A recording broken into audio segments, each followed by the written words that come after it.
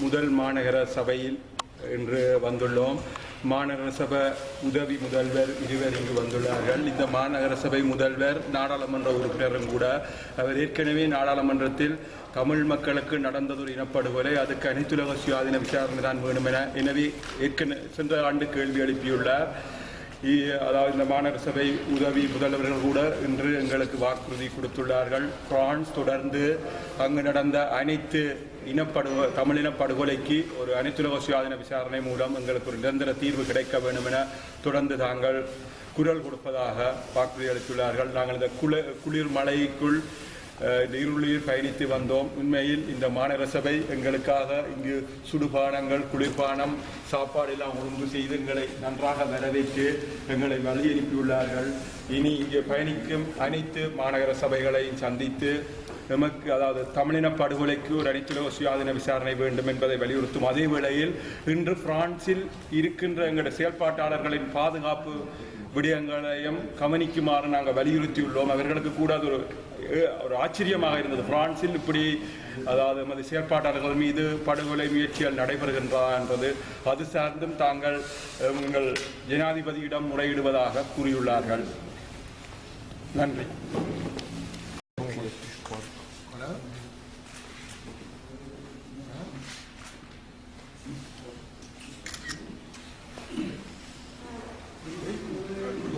On les reçoit en fait à chaque expédition, tout d'abord parce qu'on est un territoire de vélo ici, et ils ont choisi comme mode d'expression de leur combat le vélo. Donc on est évidemment extrêmement sensible à ce geste, à la fois sportivement et humainement, dans le sens des droits de l'homme bien sûr, parce que tout d'abord pour eux ce qui est important c'est d'obtenir la prise en compte du génocide. Il a cité les chiffres tout à l'heure de 150 000 victimes. Il ne faut pas oublier, c'est quelque part un travail déjà de mémoire, de justice par rapport à cette mémoire, de volonté d'adaptation des lois, de reconnaissance, une reconnaissance plus démocratique de leurs coutumes, de leurs attentes et de leur façon de considérer leur pays. Donc d'avoir un avenir international aussi.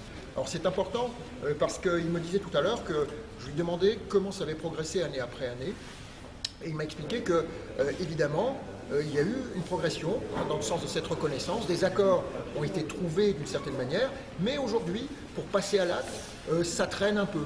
Donc sa crainte c'est un petit peu l'enlisement. Donc le combat n'est pas terminé, il faut le poursuivre pour qu'on passe de la décision à l'acte. Voilà, en résumé de leur combat, et on les retrouve avec beaucoup de sympathie à chaque fois qu'ils passent à ça. C'est vraiment nous aussi, mille fois dire merci. Nous sommes toujours en première étape en France et les hôtels de ville de Sarre-Union. Nous sommes vraiment accueillis par cœur, vous savez, ils sont préparés café, jus d'orange et gâteaux et tout ça. Vraiment, nous sommes beaucoup de... notre cœur est beaucoup de blessés. Quand nous sommes arrivés ici, vraiment comme le Dieu, nous sommes en courage en Sarre-Commune et en France partout. Vraiment, il est un pays vrai, démocrate et respect des droits de l'homme. C'est ça, nous avons toujours demandé, en plus en France, parce qu'il est France, un pays en membre du Conseil de sécurité aussi. Il faut France, il faut toucher pour une enquête internationale. D'accord. Justement, je compléterai parce que c'est absolument ce que je voulais dire. C'est pour nous, élus de la République, dans un pays de droit, et nous avons beaucoup de chance. Il faut que nos concitoyens se souviennent de ça, parce que souvent en France, il y a beaucoup de revendications, il y a beaucoup d'agitation.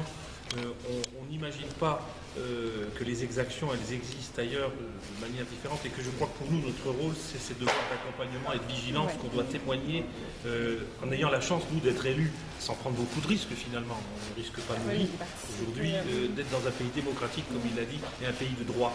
Et c'est important, je crois qu'on est identifié comme tel de par le monde, et ça, c'est quand même quelque chose dont on peut être fier, malgré tout ce qui peut se dire sur notre système démocratique, sur tout ce qui se dit chez nos concitoyens. Il faut avoir cette conscience qu'on a encore la chance ici, dans ce pays. La preuve, vous êtes heureux de venir, d'être accueillis, de sentir cette liberté d'expression et puis d'accueil qu'on a envie de témoigner. Ouais. quelque chose qui m'a frappé aussi, à quoi je n'avais pas pensé forcément au départ. On parle beaucoup d'Europe, on critique beaucoup l'Europe de nos jours. Également. Et bien, en discutant avec les uns et avec les autres, avec les amis allemands qui sont là, eh bien, on se rend compte qu'il y a aussi une autre vertu de l'Europe, donc qui est de pouvoir, au-delà des nationalités, finalement, permettre d'organiser quelque chose de façon internationale. Et ça fonctionne en Europe. C'est quand même important. On a discuté en allemand, en anglais, en français. Voilà, c'est aussi ça l'Europe dans laquelle on croit. À un moment où on critique tout le temps, on dit que l'Europe c'est pas l'Europe des Européens, c'est pas l'Europe des gens. Bon, il faut le relativiser aussi quelquefois en fonction du combat qu'on mène.